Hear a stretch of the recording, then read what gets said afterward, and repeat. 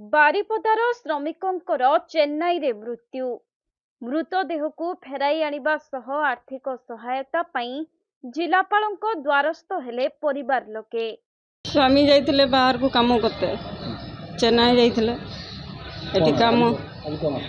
आज फोन आसला जे से माने पड़ी की मरी जाइछन। कौन चाहते हैं आमे चाहू जे डेड बॉडी टा आणबा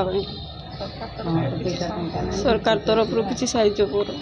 मयूरभंज जिला बारिपदा पौर परिषद 15 नंबर वार्ड पूर्णचंद्रपुर अंचलर उमाकांत गच्छायत नामक जने व्यक्ति काम संधान रे चेन्नई जाइथिबा बेले सेठारे तांकर अकाल मृत्यु घटिछि एवं घटना संपर्क रे खबर पाइबा परे सकाकुल परिवार और नगरपाल जिलापालଙ୍କୁ साक्षात करी मृतदेह आनिबार व्यवस्था पई आर्थिक सहायता करबाकू दाबी करिसेंती। देखो आमर वार्ड नंबर 15 पूर्णचंद्रपुर एरिया उमाकांत गोच्छायत एठी कौन कामधंदा न पाइकी से जाइथिले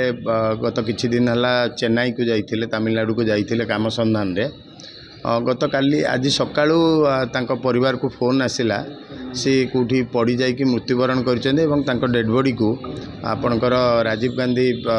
हॉस्पिटल चेन्नई रे रखा हैछि एवं आसिकी डेड बॉडी नबा पई तांको फैमिली को फोन करागला एवं जेहेतु से माने अत्यंत गरीब परिवार लोक चलवाई कौन साहा भरोसा ना सी लोकल काउंसिलर तांको नहीं आसते आम आज आसिकी जिलापाल को आज देखा कलु साक्षात कलु तांकर डेड बॉडी आने